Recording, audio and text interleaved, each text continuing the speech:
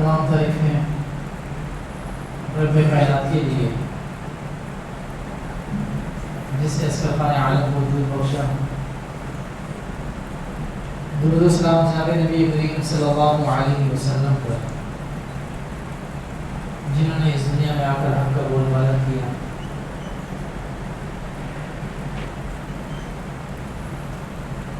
سامعین محترم،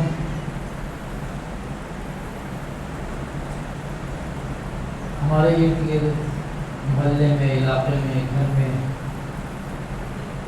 بہت سارے واقعات ہوتے رہتے ہیں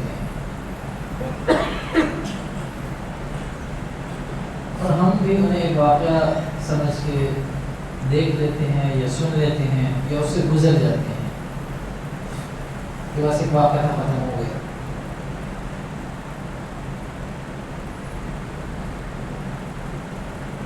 حقیقت میں یہ جو واقعات ہوتے ہیں یہ ہمیں کوئی نہ کوئی سبق دے کے جا رہے ہوتے ہیں کہ اس میں تمہارے لیے سبق کیا ہے. اب وہ ہمارے اوپر ہے کہ اس سے ہم کتنا سبق حاصل کرتے ہیں.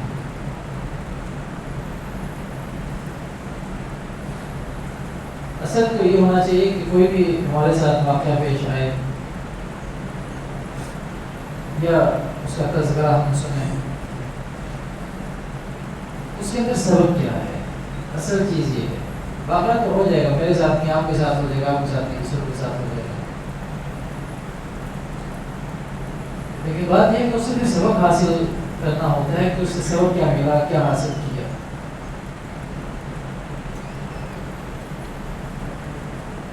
اور یہ وہ لوگ ان واقعات سے سبق حاصل کرتے ہیں جن کو اللہ نے بصیرت عطا کی ہوتی ہے. ایک تو ہے بصارت، اللہ نے سب کو عطا کی، آنکھیں سب کے پاس ہیں، دیکھ رہے ہیں سب. ایک ہے بصیرت، بات کی گہرائی تک پہنچنا. آسان الفاظ کے اندر یہ سمجھ لیں کہ دل کی آنکھ سے دیکھنا، دل کی آنکھ سے انسان دیکھتا ہے، کسی معاملے کی گہرائی تک پہنچنا، اس کے اندر جو چھپے خزانے ہیں ان کو تلاش کر کے ان کو نکالنا.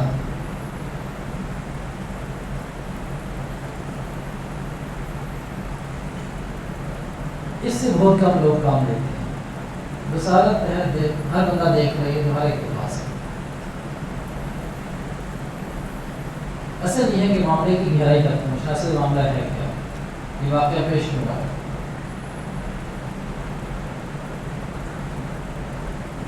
اس لیے اگر کوئی واقعہ پیش آ جائے تو غور و فکر کیا جائے کہ کیوں پیش آیا ہے، اس کی وجوہات کیا ہے، یا اس سے ہمیں کیا سبق حاصل ہو رہا ہے.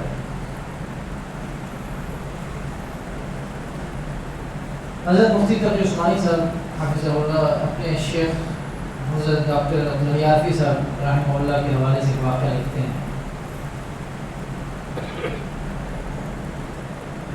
وہ کسی جگہ پہ سفر پہ جا رہے تھے،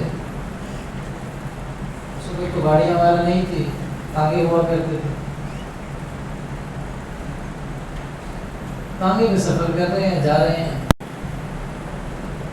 اچانک سے تانگے والے نے تانگا روک دیا اور اس کہا کہ جلدی سے نیچے اتر جائے. خیر کیا بات ہے، اتر جائیں. ان کا یہ علاقہ ایسا ہے کہ یہاں پہ جب ہوا چلتی ہے تو بہت تیز ہوا چلتی ہے اور بہت نقصان پہنچاتی ہے. آندھی اور طوفان ہوتا ہے اور انسانوں کو بھی بہت نقصان پہنچاتا ہے. ویسا کریں جلدی سے اتر جائیں. اگر کوئی ٹانگے پہ بیٹھا ہوگا تو لازم بات ہے کہ وہ ادھر ادھر گرے گا، اس کو نقصان پہنچے گا. آپ اتریں گے،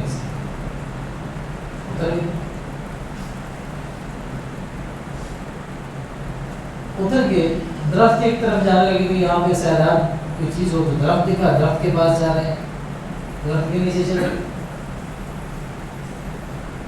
کہ چلو آندھی آئے گی، طوفان آئے گا تو کسی ایسی درجے کے اندر بچت ہو جائے گی، درخت کے نیچے ہم اس کو پکڑ لیں گے. تو اس نے کہا بھائی اس کے پاس میں نہ جائیں، یہاں سے بھی باہر آ جائیں، کیونکہ کیونکہ وہ طوفان اور آندھی اتنی تیز ہوگی کہ درخت بھی اکھاڑ دے گی، اور جب درخت اکھڑے گا وہ آپ کے اوپر گرے گا، آپ کو نقصان پہنچ جائے گا۔ تو اس سے کے نیچے سے بھی باہر آ جائیں، بس الگ سے میدان میں رہیں، اور بچنے کا ایک ہی طریقہ ہے اس سے، اور وہ طریقہ یہ ہے کہ آپ زمین کے اوپر لیٹ جائیں، زمین پہ لیٹ جائیں۔ اب آندھی جتنی بھی تیز چلے گی تو انشاءاللہ آپ کو نقصان نہیں پہنچے گی، اوپر سے ہو کے گزر جائے گی۔ اب وہ علاقے کا آدمی تھا، اس کو معلوم تھا، اسے کوئی قرائن دیکھ لیے تھے کہ آندھی طوفان آنے والا ہے۔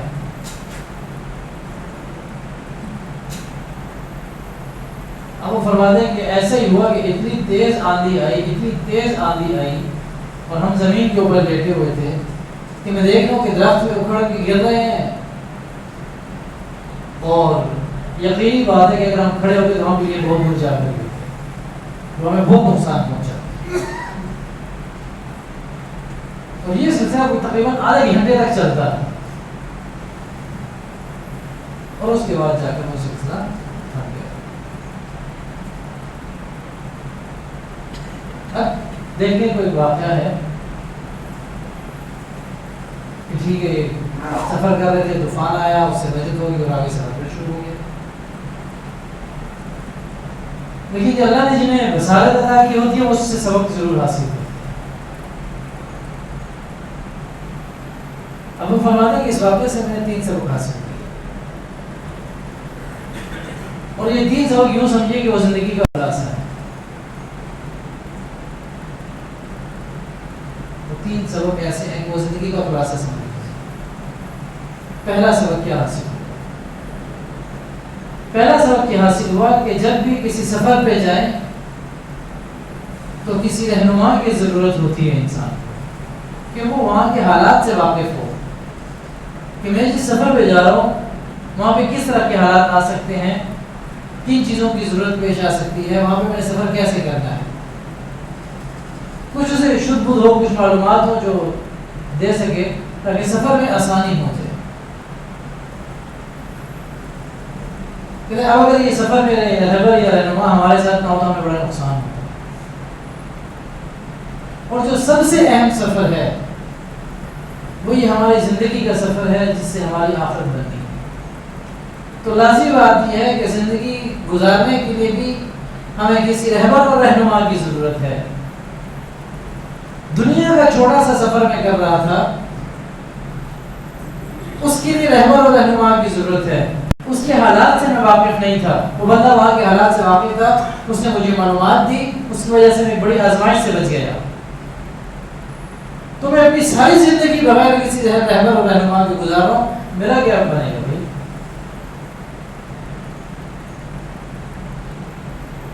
تو اپنی زندگی کے لیے کسی رہبر اور رہنما کا انتخاب کیجیے۔ جناب نبی کریم صلی اللہ علیہ وسلم کی اس دنیا میں آنے کے جو کام بتائے ہیں اللہ رب العزت نے، جو ڈیوٹیاں بتائی تھی، اس کے اندر یہ بھی تھی کہ وَيُزَكِّيهِمْ، ان کا تزکیہ کیجیے، ان کو پاک کیجیے۔ قرآن ہے، قرآن سے زیادہ مضبوط کتاب کیا ہے؟ جناب نبی کریم صلی اللہ علیہ وسلم خود موجود ہیں، احادیث اسی زمانے کی ہیں، آپ علیہ السلام ارشاد فرما رہے ہیں، صحابہ سن رہے ہیں، تو ہو گیا۔ وَيُعَلِّمُهُمُ الْكِتَابَ وَالْحِكْمَةَ وَيُزَكِّيهِمْ، اب ان کا تزکیہ بھی کیجیے، ان کو پاک کیجیے، مطلب ان کی جو روحانی بیماریاں ہیں ان کا بھی علاج کیجیے۔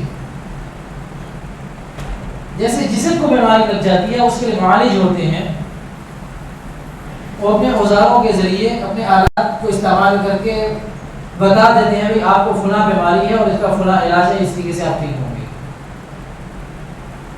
اسی طریقے سے انسان کی روحانی بیماریاں ہوتی ہیں اور ان کے علاج کے لیے بھی بہت سارے لوگ ہوتے ہیں جو اس کا علاج کرتے ہیں، اور یہ سلسلہ جناب نبی کریم صلی اللہ علیہ وسلم کے زمانے سے چلا آ رہا ہے، کیونکہ آج کی بات نہیں ہے۔ جناب نبی کریم صلی اللہ علیہ وسلم نے صحابہ اکرام رضوان اللہ تعالی علیہ اجمعین کی تربیت کی، ان کا تزکیہ کیا۔ اور پھر صحابہ اکرام رضوان اللہ تعالیٰ علیہم اجمعین نے تابعین کا تزکیہ فرمایا، اور پھر تابعین نے تبع تابعین کا تزکیہ فرمایا، اور یہ سلسلہ اس وقت سے لے کر اب تک چلا آ رہا ہے. اور یہ اتنا ضروری ہے کہ انسان کو کوئی روحانی بیماری لگ جائے تو اسے پتہ نہیں چلتا کہ مجھے بیماری لگی بھی ہے کہ نہیں لگی. اب ایک آدمی کے اندر تکبر آ گیا، اب اسے نہیں پتا چلا کہ میں متکبر ہو گیا. اور کسی بڑے سے بڑے متکبر سے آپ پوچھ لیں کہ کیا آپ تکبر کرتے ہو کہ نہیں، میں تو تکبر نہیں کرتا. یہ روحانی بیماریاں ایسی ہوتی ہیں کہ ان کا پتہ نہیں چلتا، انسان کو بیماری لگ جاتی ہے، اس کے اندر مبتلا ہوتا ہے، لیکن اس کے باوجود کہتے نہیں میں اس میں ہوں نہیں، میں تکبر نہیں کرتا. اور بڑی خوبصورت مثال تکبر کے حوالے سے عربی کے اندر دی گئی ہے کہ تکبر کرنے والا بالکل ایسا ہے جیسے وہ بڑی پہاڑی کے اوپر چڑھا ہوا ہے، بڑی پہاڑی کے اوپر ہے، اور وہ اونچی جگہ پہ کھڑے ہو کے دیکھ رہے نیچے کے سارے جو ہے نا وہ چھوٹے چھوٹے اس کو نظر آ رہے ہیں، کیونکہ جو تکبر کرنے والا ہوتا ہے وہ بہت بڑا سمجھتا ہے، وہ بہت بڑا ہوتا ہے، اور یہ سارے جو چھوٹے چھوٹے ہیں. اور در حقیقت ہوتا کیا ہے؟ ہوتا یہ ہے کہ نیچے جتنے سارے کھڑے ہوئے ہیں نا وہ سارے جب اس کو دیکھتے ہیں تو وہ چھوٹا سا نظر آتا ہے. اب وہ ہوتا کیا، وہ اپنی نظر میں خود کو بڑا سمجھ رہا ہے، لیکن حقیقت یہ ہے کہ وہ سب کی نظر کے اندر خود چھوٹا سا ہے. لوگ اس کی عزت دل سے نہیں کریں گے، اس کے عہدے کی وجہ سے کریں گے، اس کی دولت کی وجہ سے کریں گے، لیکن دل سے اس کی عزت نہیں ہوگی. کیوں؟ کیونکہ وہ تو خود تکبر میں مبتلا تھا، وہ تو متکبر تھا، وہ تو پہاڑی کے اوپر کھڑا ہو کے تصور کر رہا تھا کہ میں بہت بڑا ہو گیا، یہ سارے چھوٹے چھوٹے ہیں، اور یہ خود اس کو چھوٹا سمجھ رہے تھے. کیونکہ ظاہر بات ہے یہاں سے کوئی بہت اونچی جگہ پہ کوئی دور چیز دیکھتے ہیں وہ ہمیں چھوٹی سی نظر آتی ہے. اب یہ دل سے اس کی عزت نہیں کرتے، جب عہدہ چلا گیا اس کے حساب سے اس کی عزت بھی باقی نہیں رہی، دولت کبھی چھن گئی اس کے ہاتھ سے، حالات بدل گئے تب بھی اس کی عزت باقی نہیں رہی، اب کوئی پوچھتا ہی نہیں ہے. تو یہ جو ایسی بیماریاں ہیں، کوئی بھی آپ بیماری اس میں سے لے لیں، بغض ہے، کینہ ہے، حسد ہے، تکبر ہے، کچھ بھی ہے، یہ جس بندے کو لگ جاتی ہے وہ یہ کہتا ہے مجھے تو ایسی کوئی بیماری ہے نہیں. ایک مجلس کے اندر بیٹھ کے 10 بندوں کی غیبت کر کے اٹھے گا اور کہے گا اللہ معاف کرے، آج تک زندگی میں کبھی کسی کی غیبت نہیں. وہ ایک صاحب مجھے بھی ایک واقعہ یاد آ گیا، ہمارے عزیزوں میں سے ہیں، پولیس میں کام کرتے ہیں. ایک دن ان سے ملاقات ہوئی کسی جگہ کے اوپر، تو تعارف اتنا نہیں تھا، بات چیت شروع ہوئی، السلام علیکم، کیا آپ کیا کرتے ہیں؟ میں تو یہ کام کرتا ہوں، مولوی ہوں، نصیحت کرتا ہوں. ان سے پوچھے جی آپ کیا کام کرتے ہیں؟ کہتے ہیں جی میں پولیس میں ہوتا ہوں. ویسے ملکی سے مسکراہٹ میرے چہرے پہ آ گئی. تو کہتے ہیں مجھے پتہ ہے آپ کیا سمجھ گئے. میں نے کہا نہیں آپ کیا سمجھے، میرے کوئی ایسی بات نہیں، میرے ذہن میں تو کچھ بھی ایسا نہیں ہے، تو آپ بتائیں آپ کیا سمجھے. کہتے ہیں مجھے یہ لگے کہ آپ یہ سمجھ لیں کہ حرام کھاتا ہے. اللہ کی قسم حرام تو ہے، روپیہ کبھی حرام کا نہیں کھایا. میں نے کہا یہ تو آپ خود ہی کہہ رہے ہیں، میرے ذہن تو کوئی ایسی بات نہیں تھی، ویسے مسکرائے تھے کہ آپ پولیس میں ہوتے ہیں، اچھی بات ہے. کہتے جی کبھی 1 روپیہ حرام کا نہیں کھایا، بس اتنا کرتا ہوں کہ دہاڑی نکال لیتا ہوں اپنی، بس سے زیادہ کبھی 1 روپیہ نہیں لیا. میں نے کہا کیا مطلب دہاڑی نکال لیتے ہیں؟ کہتے جہاں ڈیوٹی لگتی ہے نا وہاں پہ دیہڑی کا میرا کا خرچہ 2,500-3,000 دن کا ہو جاتا ہے گھر کا، بس وہ نکالتا ہوں، اس کے علاوہ 1 روپیہ بھی نہیں دیتا، کبھی حرام کا لقمہ نہیں دیا اپنے بچوں کو. تو میں نے کہا میرا بھائی تنخواہ ملتی ہے؟ ہاں جی بالکل ملتی ہے. تو یہ 2,500 روپیہ دن کا نکال رہے وہ کیا ہے؟ وہ کہتے جی اس میں ڈیوٹی دیتا ہوں نا جی، تو دھوپ میں اتنی دھوپ میں کھڑا ہوا ہوتا ہوں اور یہ کرتا ہوں وہ کرتا ہوں فلاں کرتا ہوں، پورا دن کھڑا رہتا ہوں، بڑا کچھ اس نے گنوایا. کیونکہ میں خود کہیں پہ مہمان تھا تو ظاہر بات ہے بحث تو نہیں ہو سکتی، پر میں نے کہا چلے جی اللہ کرے کہ آپ جیسا کہہ رہے ہیں کہ آپ حرام نہیں کھاتے، اللہ کرے ایسا ہی ہو. تو یہ اب اس کو کھا بھی رہے ہیں، یہ دہاڑی کس چیز کی ہے؟ ظاہر بات ہے حرام ہی ہے نا، تنخواہ اس کو مل رہی ہے. اب یہ جو 2,500 روپے روز کے مار رہا ہے، لوگوں کی جیبوں سے نکال رہا ہے، تو یہ سارا وہی ہے. اب اس کو نہیں پتا کہ وہ حرام کھا رہا ہے. تو اسی طریقے سے جب روح کی بیماری لگ جاتی ہے انسان کو اس کو نہیں پتا ہوتا کہ لگ گئی ہے. تو اس کے لیے وہی کی تزکیہ ہے کسی رہبر اور رہنما کی ضرورت ہے. تو جب تک کوئی رہبر اور رہنما نہیں ہوگا تب تک تزکیہ ہونا بہت مشکل ہے. اس لیے اتنی بڑی زندگی گزارنی ہے. ایک چھوٹا سا واقعہ آپ کو سنا کہ رہبر اور رہنما تھا تو بچت ہوگی، تو اتنی لمبی زندگی گزارنی ہے اور اس کے آگے اثرات کل قیامت کے دن ہمارے سامنے اتنے بڑے بڑے آئیں گے. تو لازمی بات ہے کہ ہمیں یہاں پہ بھی کسی رہبر اور رہنما کی ضرورت ہے. تو اپنے لیے کسی رہبر اور رہنما کا انتخاب کیجیے. دوسرا سبق اس سے کیا حاصل ہوا؟ کہتے ہیں فرماتے ہیں کہ دوسرا سبق مجھے اس سے یہ حاصل ہوا کہ میں ایک عارضی سہارے کو ایک سہارا بنا رہا تھا. ایک درخت تھا اس کو میں سہارا بنا رہا تھا اور حقیقت میں وہ سہارا نہیں تھا، وہ دھوکا تھا. میں سمجھتا تھا کہ درخت سہارا ہے، لیکن مجھے اس بندے نے بتایا جو ہمارا رہنما تھا، وہ ٹانگے والے نے مجھے بتایا کہ یہ بھی اکھڑ جائے گا اس طوفان کے اندر، اس سے بھی اکھڑ جانا ہے، یہ سہارا نہیں بن سکتا آپ کا. تو دنیا کے اندر رہتے ہوئے سب سے جو مضبوط سہارا ہے وہ اللہ رب العزت کا سہارا ہے. کوئی چودھری، کوئی وزیر، کوئی صدر، کوئی بڑا، کوئی سہارا کسی کا نہیں بن سکتا. سب سے مضبوط سہارا، ان کو تو خود سہارے کی ضرورت ہوتی ہے. ہم کہتے ہیں کہ صدر بہت بڑا عہدہ ہے، وزیر اعظم بہت بڑا عہدہ ہے، وزیر ہے، مشیر ہے، یہ تو سب بیچارے دوسروں کے سہاروں پہ چل رہے ہوتے ہیں. یہ سب دوسروں کے یہ عارضی سہارے ہیں، یہ دھوکے ہیں ہماری نظر کا.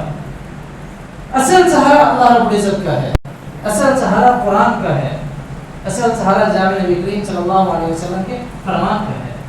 اگر ہماری زندگیوں کے اندر یہ ہیں، ہمیں اگر یہ سہارے مل گئے، دنیا کے کسی سہارے کی ہمیں کوئی ضرورت نہیں ہے. اور یہ سارے سہارے تو دھوکہ ہیں، خود بیچارے کو سہاروں کی ضرورت ہے. جو خود کسی کے سہارے پہ آیا ہو وہ کسی کا سہارا کیسے بن سکتا ہے؟ تو خود بیساکھیوں پہ چل رہے ہیں، ہمارا سہارا کیا بنے؟ گلی محلے کا کوئی چودھری ہے، وہ تو خود بیچارہ مجبور ہے، اس کو اپنی چودراہٹ برقرار رکھنے کے لیے اس کو پیسے کی ضرورت ہے. وہ تو محتاج ہے، پیسے کیا خود، وہ دولت کا خود محتاج ہے بیچارہ. آج اس کے پاس نہیں ہے تو چودھری کی اس کی چودراہٹ ختم. لہٰذا مضبوط سہارے کا انتخاب کیجیے، اور وہ مضبوط سہارا صرف اور صرف اللہ رب العزت کا سہارا ہے. اس لیے یہ دو سبق انہوں نے بتایا کہ دو سبق یہ ہو گئے. ایک پہلا سبق یہ ہوا کہ کسی رہبر اور رہنما کی ضرورت ہوگی زندگی گزارنے کے لیے. دوسرا سبق یہ ہوا کہ مضبوط سہارے کی تلاش جاری رکھیے اور اس کے ساتھ اپنا رشتہ قائم کر لیجیے. تیسری بات، تیسرا سبق مجھے کیا حاصل ہوا؟ تیسرا سبق یہ حاصل ہوا کہ اس نے مجھے کہا کہ اگر بچنا چاہتے ہو اس آندھی اور طوفان سے، اس آزمائش سے اگر بچنا چاہتے ہو تو اپنے آپ کو زمین پہ لٹا دو، اپنے آپ کو خاک میں ملا دو. کہ دانا خاک میں مل کر گلو گلزار ہوتا ہے. اگر کچھ مقام چاہیے، مرتبہ چاہیے، ان فسادوں سے اور ان آزمائشوں سے، ان گناہوں سے بچنا چاہتے ہو تو اپنے آپ کو خاک میں ملا دو، اپنے آپ کو گمنام کر دو. آج کل کے حالات میں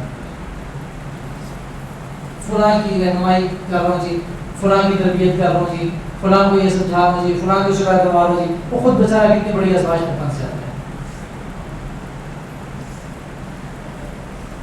تو اس لیے عاجزی اللہ رب العزت کو بہت زیادہ پسند ہے، انکساری اللہ رب العزت کو بہت زیادہ پسند ہے.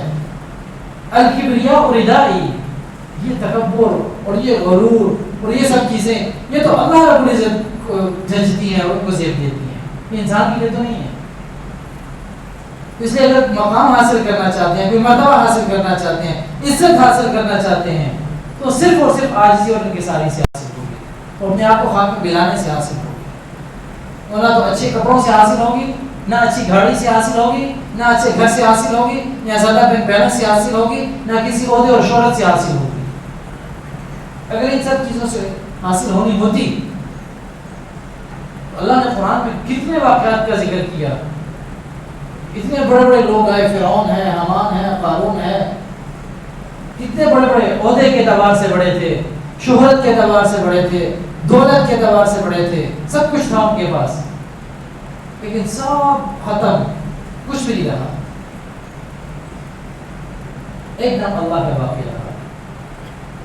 جس نے وقت کے نبی کی بات کو مانا، خلاصہ ساری بات کا یہ کہ جس نے وقت کے نبی کی بات کو مانا وہ کامیاب ہوا، جس نے وقت کے نبی کی بات کو نہیں مانا وہ ناکام ہوا۔ تو دنیا کے اندر رہتے ہوئے یہ 3 سبق انہیں حاصل ہوئے۔ یہ تب حاصل ہوئے کہ جب وہ بصارت اللہ نے ان کو عطا کی تھی، وہ دل کی آنکھ سے دیکھ رہے تھے، وہ کچھ سبق حاصل کرنا چاہتے تھے ان واقعات سے۔ تو میں نے بھی پہلے یہی عرض کیا کہ ہمارے یہاں بھی واقعات ہو جاتے ہیں، کچھ بھی ہو گیا بس بات بھی ختم ہو گئی تھی کہ گزر گیا، اس سے سبق حاصل نہیں کیا۔ اور یہ جو اللہ والے لوگ ہوتے ہیں جب سبق حاصل کرتے ہیں تو ان کی نظر آخرت کے اوپر ہوتی ہے کہ اس واقعے سے آخرت کا ہمیں کیا فائدہ حاصل ہو رہا ہے، ہماری اپنی کیا تربیت ہو رہی ہے سارے واقعے سے۔